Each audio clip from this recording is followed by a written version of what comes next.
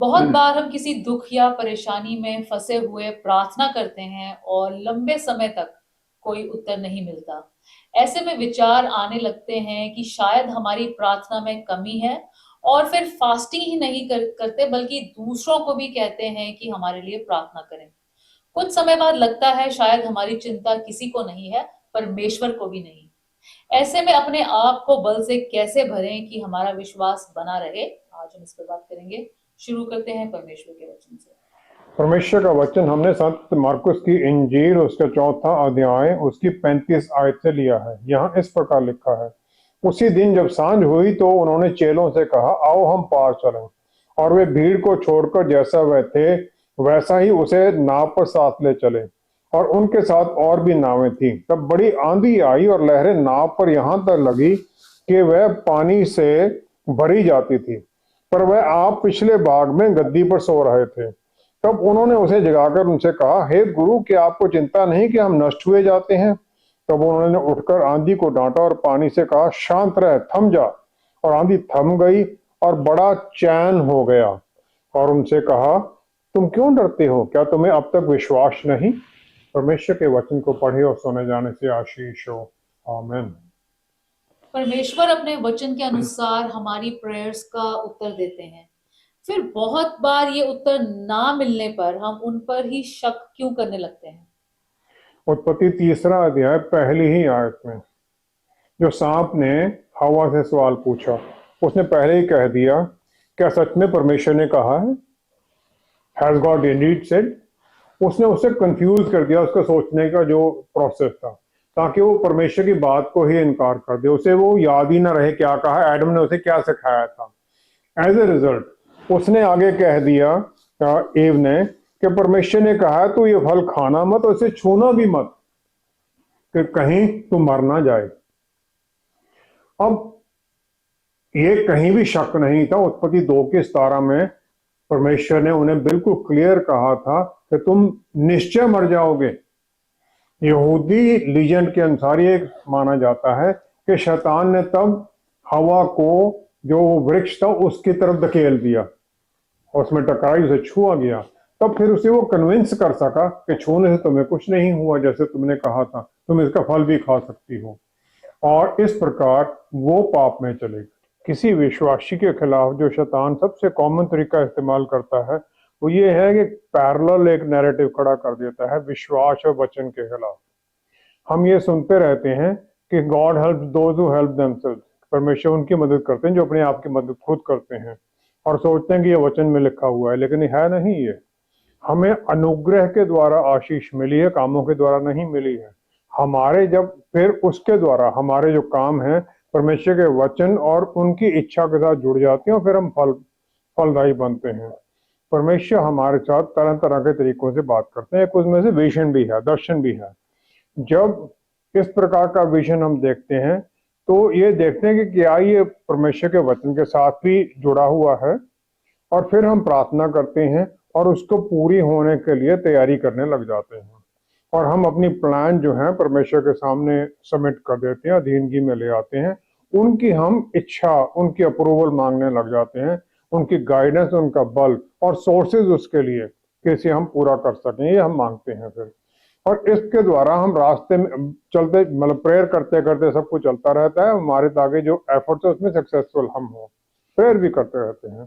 और ये हम इसलिए करते हैं ताकि जो हमारे जीवन पर, दूसरों के जीवन पर भी प्रभाव पड़ना है उसका। जितना किसी के दूसरों के जीवन पर प्रभाव हमारी प्लान का ज्यादा पड़ेगा, उतनी ही ज्यादा उस प्लान के अंदर रुकावट आने की चांस है। यिर्मयाह नबी ने यहूदा के लोगों के ऊपर जजमेंट आने के बारे में बता दिया कि तुम्हारे ऊपर न्याय, परमेश्वर का दंड आने वाला है। लेकिन जो झूठे वहां नबी थे वो उनको अपने झूठ के साथ बताते रहे। उन्होंने यिर्मयाह नबी की बातों को झूठ कहना शुरू कर दिया। जब वो यहूदा वाले पकड़े गए, बेबीलोन उन्हें ले जाया गया, बंधुआई में चले गए, तब यिर्मयाह नबी ने बेबीलोन में उनको एक पत्र लिख दिया। यिर्मयाह 29:29 की 10वीं आयत में लिखा है। वहां परमेश्वर का उन्होंने संदेश दिया। यहोवा यूं कहते हैं, बेबीलोन के 70 वर्ष पूरे होने पर मैं तुम्हारी सुधि लूंगा और अपना ये मन भावना वचन कि मैं तुम्हें इस स्थान में लौटा ले आऊंगा पूरा करूंगा। I will fulfil my promise, कि तुम्हें इसी जगह पर वापस लेके आऊंगा। प्रॉफिट दानियल ने ये कैलकुलेट किया कि एग्जाइल का जो 70 साल है कब पूरे होंगे, और उसके मुताबिक उन्होंने फास्टिंग प्रेयर शुरू कर दी 21 दिन की, ताकि ये अब पूरा हो। अब समय तो पूरा हो चुका है।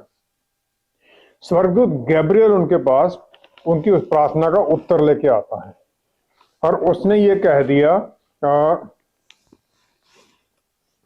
हे दानियल मत डर, क्योंकि पहले ही दिन को जब तूने समझने बूझने के लिए मन लगाया और अपने परमेश्वर के सामने अपने को दीन किया, उसी दिन तेरे वचन सुनेंगे और मैं तेरे वचनों का कारण आ गया हूं।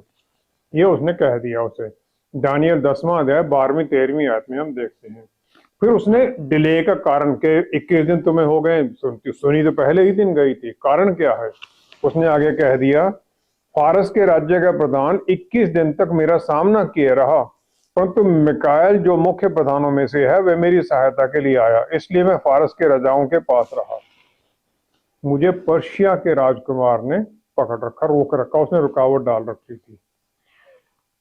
तो परमेश्वर तो हमारी प्रार्थनाएं सुनते हैं, जब हम बोलते हैं उसी समय सुन लेते हैं, और जो रुकावटें हैं उसके कई कारण हैं। उसमें एक कारण शैतान की तरफ से भी होता है। अफशियों के पुस्तक 6 अध्याय उसकी 12 आयत में हम देखते हैं। 6 अध्याय 12 आयत में हम देखते हैं, पौलुस रसूल ने कह दिया, हमारा जो युद्ध है ये संसार के अंधकार के हाकिमों से और उस दुष्टता की आत्मिक सेनाओं से है जो आकाश में है, जो स्वर्गीय स्थानों में है। ये आत्मिक लड़ाई है। वहां भी स्वर्गदूत है गैब्रियल, माइकल उसकी हेल्प करने के लिए आता है। वो स्वर्गदूत के साथ इंसान तो लड़ नहीं रहा है, जो वहां का उसका दुष्टता की ताकत है वो लड़ रही है। शैतान ने अपनी जो फोर्सेस हैं उसे अलग अलग कमांडर्स लगा दिए हर तरह के लेवल पर। एक पूरे देश के ऊपर एक हेड है, फिर स्टेट्स के ऊपर, इसी प्रकार आगे शहरों के ऊपर, मोहल्ले के ऊपर, इस प्रकार सब बना रखा उसने। जो प्रिंस ऑफ पर्शिया था वो उस मुल्क का शैतानी हेड था, और गैब्रियल को उसने आत्मिक स्थानों में दानियल पर उत्तर पहुंचाने के लिए रुकावट डाल दी। हमारी प्रार्थनाएं सुनी जाती हैं प्यार करने वाले परमेश्वर के द्वारा, और जो उसका उत्तर आने में इस प्रकार जो अंधेरे की ताकतें उनके कारण भी हो सकता है। हम भी फिर चेलों की तरह, डिसाइपल्स की तरह ये सोचने लग जाते हैं जैसे प्रभु यीशु किश्ती में थे और वो तूफान में जूझ रहे थे। हम सोचते हैं प्रभु यीशु तो सो गए और हमें उन्होंने छोड़ दिया है इस परेशानियों का सामना करने के लिए। मार्कुस 4 की 38 आयत में हम देखते हैं, जब हमारा आनंद, और चाहे दुख है चाहे आनंद है, परमेश्वर की हजूरी प्रेजेंस हमारे साथ कांस्टेंट है, परमानेंट है। उन्होंने कह दिया मैं तुम्हें छोड़ूंगा ना त्यागूंगा, कभी भी नहीं छोड़ेंगे वो।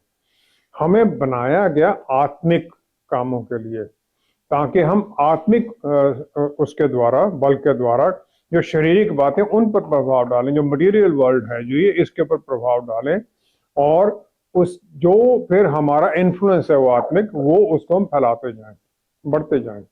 लेकिन जो हमें बुरे और भले का ज्ञान हमने प्राप्त किया वो बुकिश नॉलेज नहीं है, एक्सपीरियंस किया, पाप के द्वारा, एक्सपीरियंस के द्वारा आया, वो जेनेटिकली हमारे पास आ रहा है। तब इसके कारण सब कुछ बदल गया।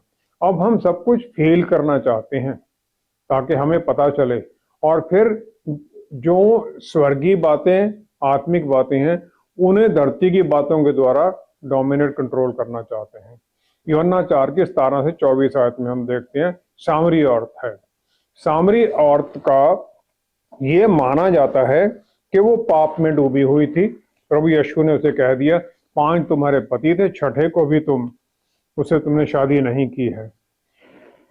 तो उसे हम सब पाप में डूबा हुआ मानते हैं। स्वर्गीय डॉक्टर गोपाल सिंह थे, उन्होंने उसे एक संत कह दिया। वो संत, उन्होंने कहा कि उसने जो 5 जो वाइसेस हैं, 5 जो कमजोरियां हैं, सेक्स और लालच, फिर क्रोध, प्यार, अटैचमेंट, और ईगो जो अहंग है, उन 5 पर उसने जय पा ली थी।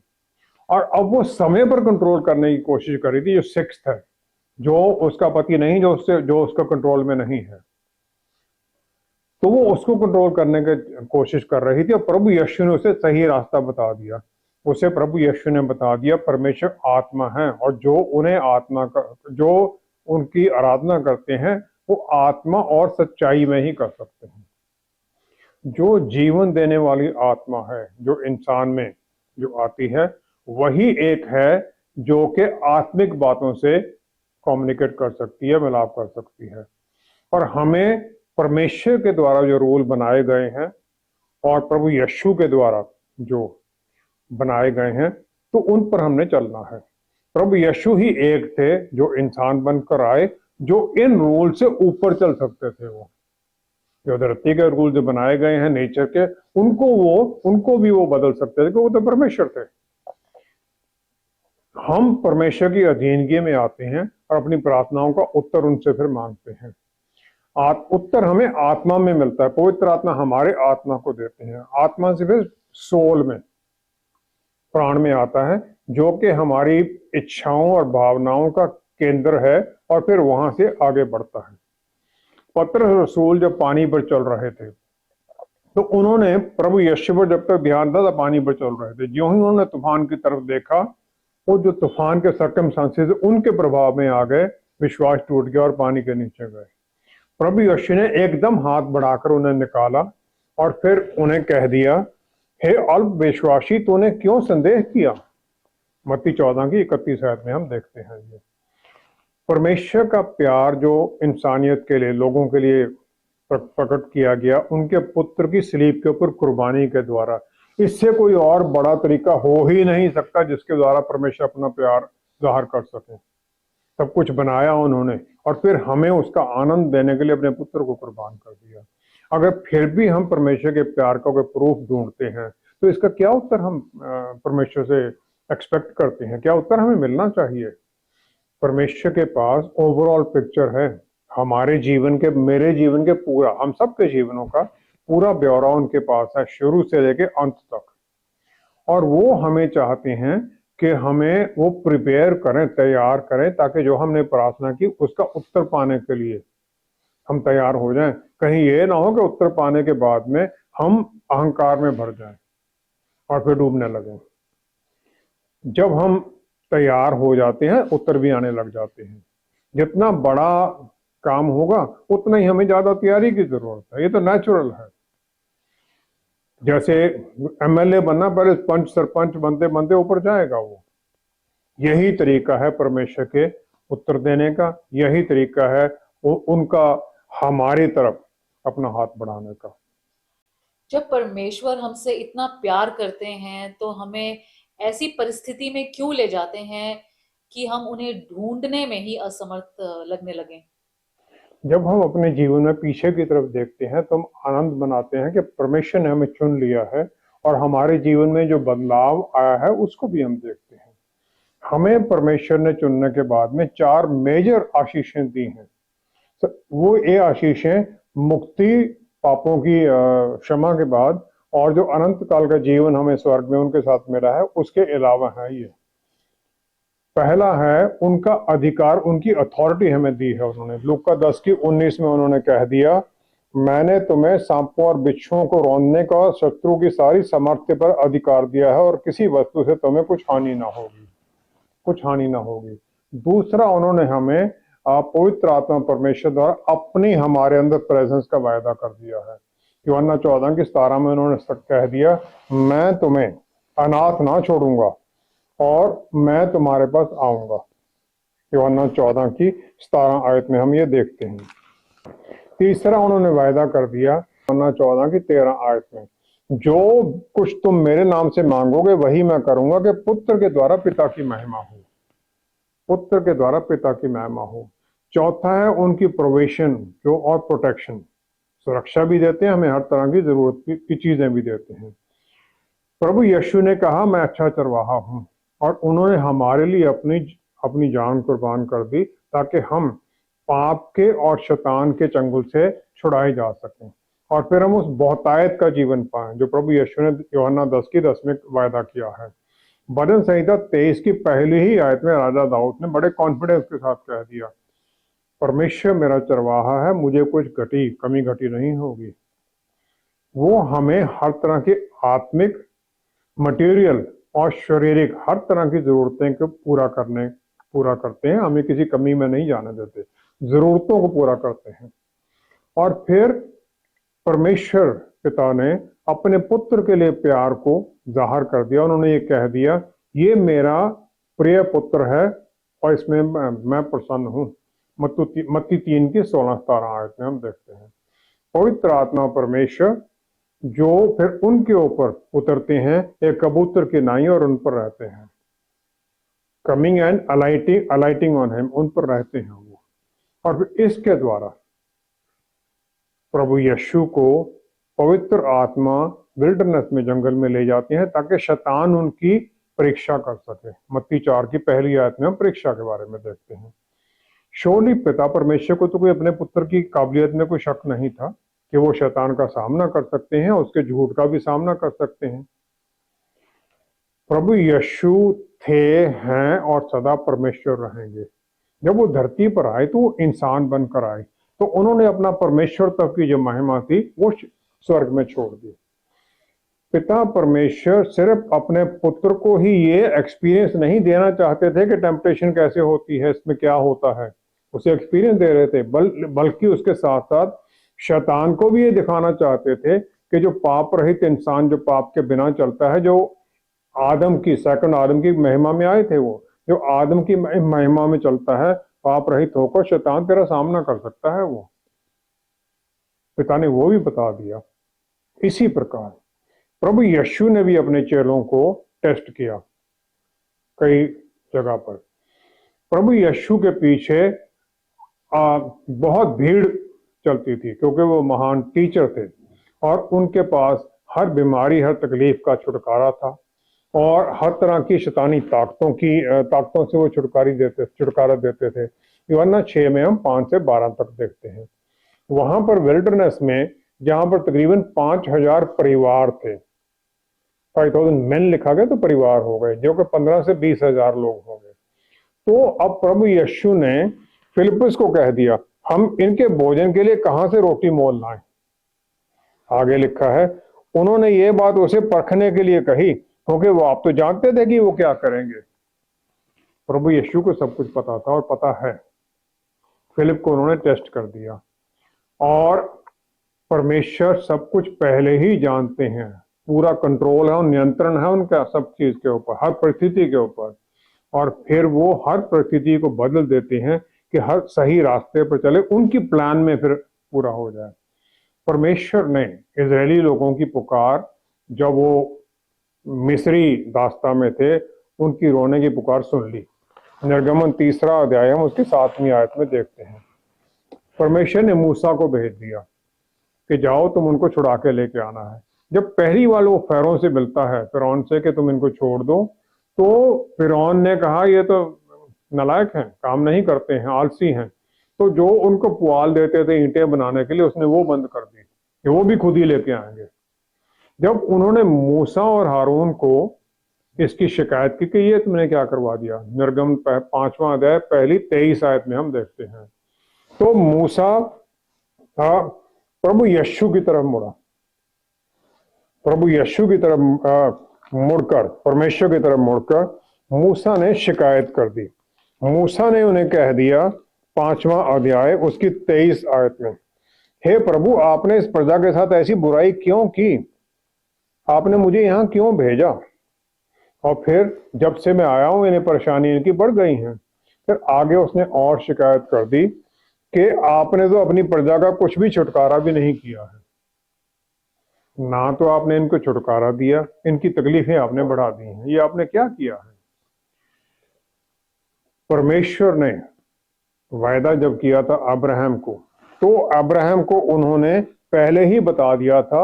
उत्पत्ति 15 अध्याय 13-14 आयत में जब वहां उन्होंने वाचा बांधी थी, उन्होंने कह दिया, यह निश्चय जान कि तेरे वंश पराए देश में परदेशी होकर रहेंगे और उस देश के लोगों के दास हो जाएंगे और वो उनको 400 वर्ष तक दुख देंगे। पहले ही अब्राहम को यह बता दिया गया था। लेकिन उसके साथ उन्होंने आगे ये भी कह दिया, लेकिन जिस देश के वो दास होंगे उनको मैं दंड दूंगा, न्याय उनका मैं करूंगा, और उसके पश्चात वे बड़ा धन वहां से लेकर निकल आएंगे। I will lead them out with abundance great possessions. परमेश्वर हमें सबसे बेस्ट सब कुछ देना चाहते हैं, लेकिन जो हमारी बुराई की चेन में हम बंधे हुए हैं वो हमें बांध रखती हैं और हमारे रास्ते में हर्डल्स आ जाते हैं, विश्वास भी नहीं बनता है और हम नहीं पा सकते फिर वो। जो 10 प्लेग्स आई इजरायलियों के ऊपर परमेश्वर ने जो डाली, उसके द्वारा उनकी इकोनॉमी सब खत्म कर दिया, एग्रीकल्चर खत्म कर दिया, उनकी माइटी जो सबसे बलवान देश था उस समय उनकी आर्मी को नष्ट कर दिया, और जो उनके देवता जिनके ऊपर वो विश्वास करते थे वो विश्वास को भी उन्होंने डगमगा दिया, क्योंकि 10 की 10 प्लेग उन देवताओं के ऊपर केंद्रित थी। जब हम अपने विजिबल जो हमें दिखाई देता है उसके ऊपर हम ध्यान केंद्रित करते हैं, आत्मिक हमसे छुपा रहता है और फिर हम शिकायत करने लग जाते हैं। प्रेरितों की पुस्तक उसका 9वां अध्याय उसकी पहली 16 आयत में हम देखते हैं, पौलुस रसूल दमिश्क जा रहे थे और प्रभु यीशु ने छू दिया उन्हें और उनकी आंखें अंधी हो गई, उन्हें दिखाई नहीं दे रहा था। अनानियास को प्रभु यीशु ने, विश्वासी था दमिश्क में, उसे उन्होंने कहा कि तुम जाओ और उसके सर पर हाथ रखो। लेकिन अनानियास का डर देखकर प्रभु यीशु ने उसे कह दिया तू चला जा, क्योंकि वह तो अन्य जातियों, राजाओं और इजरायलियों के सामने मेरा नाम प्रकट करने के लिए मेरा चुना हुआ पात्र है। प्रेरितों की पुस्तक 9वां अध्याय उसकी 15 आयत में यह लिखा हुआ, राजाओं के सामने वो मेरी बात सुनेगा और मैं उसे बताऊंगा कि मेरे नाम के लिए उसे कैसा कैसा दुख उठाना पड़ेगा। ये नेक्स्ट ये था, विटनेस देगा वो। और पॉल, जो सॉल थे वो अपोस्टल पॉल बन गए। आधा नया नियम उन्होंने लिखा है, करोड़ों लोगों को उन्होंने छू दिया और अब भी चल रहे हैं, वचन छू रहा है लोगों को। उन्होंने दुख सहे। फिलिपियों की पुस्तक 1 अध्याय 21 आयत में फिर भी विश्वास में कह दिया, मेरे लिए जीना मसीह है और मृत्यु लाभ है। मर गया तो भी लाभ है, उनके पास चला जाऊंगा, यहां मैं उनकी सेवा करता हूं। हम परमेश्वर से सब कुछ बेस्ट चाहते हैं, लेकिन जब हम गुलाब का फूल तोड़ने के लिए आगे बढ़ते हैं और उसके साथ कांटा हमें चुभ जाता है तो हम बड़े बड़े आंसू रोने लग जाते हैं। ये आपने क्या कर दिया परमेश्वर, गुलाब दिया था कांटा भी साथ दे दिया। प्यार करने वाला पिता हमें सब कुछ देना चाहता है, लेकिन जो हमारा पास्ट है, जो हमारे पास्ट के पाप हैं, उनका जो असर है वो हमारे ऊपर दुख भी साथ साथ लाता रहता है। पापों की माफी मिल गई है, लेकिन उसका असर आता रहता है। जब हम इस प्रकार परमेश्वर की बातें समझ नहीं पाते तो हम किस तरह विश्वास में बने रहें ताकि कमी और दुख में भी आगे देखें। प्रभु यीशु बताने के लाजरस, उनकी बहनें मार्था और मरियम से बहुत प्यार करते थे, लेकिन जब वो बीमार हुआ उसकी मृत्यु भी होगी, प्रभु यीशु ने वहां वापस आना 2 दिन तक रोक दिया। हालांकि उन्हें मैसेज चला गया था, यूहन्ना 11 की 5 से 32 आयत में देखते हैं। जब बेथानी पहुंचे तो मार्था पहले उनके पास आई, बाद में मरियम आई, और दोनों ने एग्जैक्टली सेम वही बातें कही, हे प्रभु यदि आप यहाँ होते तो मेरा भाई कदापि ना मरता। मार्था ने इसकी शिकायत की और मरियम जब आती है, मरियम आई, उसे देखते ही उनके पांवों पर गिर पड़ी और कहा, पहले उसने उनकी आराधना की, अपने आप को सबमिट कर दिया, फिर उसने कहा कि अगर आप होते तो ये हो सकता था। प्रभु यीशु उनके लिए कोई अद्भुत चमत्कार करना चाहते थे, क्योंकि कोई भी चौथे दिन दोबारा जीवित नहीं किया गया था, ना किया जा सकता है नॉर्मली। यहूदी विश्वास ये है कि किसी जब मृत्यु हो जाती है तो उसकी जो प्राण है 3 दिन तक उसके शरीर के पास रहता है, ताकि शायद दोबारा चांस मिल जाए। 3 दिनों के बाद वो वापस चला जाता है जहां उसे जाना है। चौथे दिन अगर उसे कोई जीवित करता, परमेश्वर ही कर सकते हैं। और इसीलिए जब लाजरस को जिंदा किया गया यूहन्ना 12 की 10वीं आयत में, तब प्रधान याजकों ने लाजर को भी मार डालने का षड्यंत्र रच दिया कि इसको देखकर फिर लोग कहेंगे। हमारा जब हमें को पता नहीं होता है तो हम शिकायत करते हैं, लेकिन परमेश्वर तो जो शुरू है उसी में अंत भी देख लेते हैं। यूब को कुछ पता नहीं था कि उसकी तकलीफ ये क्यों हो रही है। अपने जीवन में उसने बार बार देखा होगा कि मैंने क्या गलती की। 3 उसके मित्र है, वो भी उसी को ब्लेम करने लग गए, कुछ ना कुछ तो तेरे जीवन में है ही। वो समझ कोई नहीं रहा था कि इसका कारण क्या है, कि पाप के बिना भी कोई सफरिंग हो सकती है। लेकिन अय्यूब ने कभी भी परमेश्वर से अपने छुटकारे के लिए प्रार्थना नहीं की कि मुझे इसमें से निकालो। फाइनली अय्यूब 46 अय्यूब 23 की 10वीं आयत में उसने कह दिया, परंतु वे जानते हैं कि मैं कैसी चाल चला हूं, और जब वह मुझे ता लेंगे तब मैं सोने के समान निकलूंगा। वो जानते हैं, उसने विश्वास में ये कह दिया। और अपनी पत्नी को भी वो ये कह सका। अय्यूब 2 अध्याय उसकी 10वीं आयत में, क्या हम जो परमेश्वर के हाथ से सुख लेते हैं दुख ना लें? सुख आता है, दुख भी हमें लेना चाहिए। उसने ये विश्वास में कह दिया अपनी पत्नी को भी। प्रभु यीशु का कोई कारण नहीं था कि उन्हें अपने पिता से किसी तरह से अलग होना पड़े। गेत्समनी पार्क में जो उनकी प्रार्थना थी इसी दुख की थी, अलग होने की। सलीब के ऊपर जब हमारे पापों का अंधेरा, पूरी मानवता के पापों का अंधेरा उन पर डाला गया, तो उन्होंने कोई शिकायत नहीं की। वो एक परमेश्वर का दास एक परमेश्वर से कहते हैं, हे मेरे परमेश्वर, हे मेरे परमेश्वर, आप तो न्यायी हैं, मुझे आपने क्यों छोड़ दिया है? मत्ती 27 की 46 आयत में हम देखते हैं। कोई कारण नहीं था कि वो मेरे और आपके पापों के लिए इस प्रकार दुख उठाएं, लेकिन न्यायी परमेश्वर ने अपने आज्ञाकारी पुत्र से भी मुंह मोड़ लिया। भजन संहिता 46 की 10वीं आयत में भजनकार ने यह कह दिया 46 की 10 में, चुप हो जाओ और जान लो कि मैं ही परमेश्वर हूं, मैं जातियों में महान हूं। चुप हो जाओ। ये जो स्टिलनेस है, ये माइंड की, हार्ट की और सोल की है, ताकि परमेश्वर पर ध्यान केंद्रित हो, दुनियावी चीजों पर केंद्रित ना हो। परमेश्वर हर दिन अदन बाग में आते थे, फिर वचन दिया उन्होंने, फिर नबियों को भेजा। ये सब का मकसद यही, फिर अपने पुत्र को भेज दिया। यही था कि मानवता उन्हें जाने। जब हम कोशिश करते हैं तो पवित्र आत्मा हमें सिखाने लग जाते हैं, उनके बारे में सच्चाई सिखाने लग जाते हैं। जब फिर हम आशा और विश्वास से भरे जाते हैं कि परमेश्वर हमसे प्यार करते हैं और हमारे लिए सब कुछ बढ़िया ही चाहते हैं और हमेशा हमारे साथ है, फिर हम भी पत्रस रसूल की तरह पहला पत्रस 5वां अध्याय, पहला पत्रस 5वां अध्याय उसकी 10वीं आयत के अनुसार कह देते हैं कि तुम्हारे थोड़ी देर तक दुख उठाने के बाद आप ही तुम्हें सिद्ध और स्थिर और बलवंत करेंगे। थोड़ी देर का दुख है, उसके बाद में वो अपने आप ही सब कुछ स्थिर भी कर देंगे, रिस्टोर भी कर देंगे और बलवंत भी करेंगे।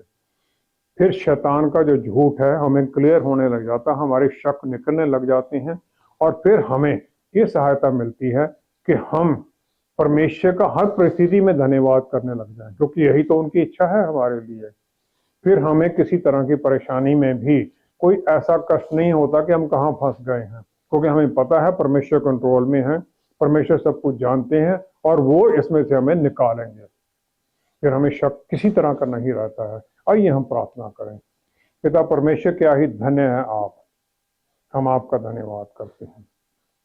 हम अंधेरे में डूबे हुए, पाप में डूबे हुए, दुखों में डूबे हुए ये भूल जाते हैं कि आपका हाथ तो हमारे ऊपर सदा है, क्योंकि आपने वायदा किया है, मैं ना तुम्हें छोड़ूंगा ना त्यागूंगा।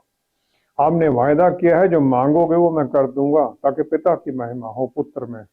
प्रभु यीशु, हम भी यही चाहते हैं कि जब हम पुत्र पाएं तो हम महिमा दें उस पिता परमेश्वर को, आपके साथ और आपके द्वारा। जितने हम जुड़े हुए हैं, हम सब की प्रभु मनों में प्रार्थनाएं हैं, होने दीजिए हमारी प्रार्थनाएं, आप जानते हैं, सुने उन्हें प्रभु, उत्तर दीजिए, ताकि हमारी प्रभु हर तरह की जो हम आशीष पाते हैं आपको महिमा मिले। पिता परमेश्वर, सारा आदर आपको देते हुए, धन्यवाद करते हुए, सब कुछ प्रभु यीशु के पवित्र नाम में मांगते हैं। आमीन, आमीन, आमीन।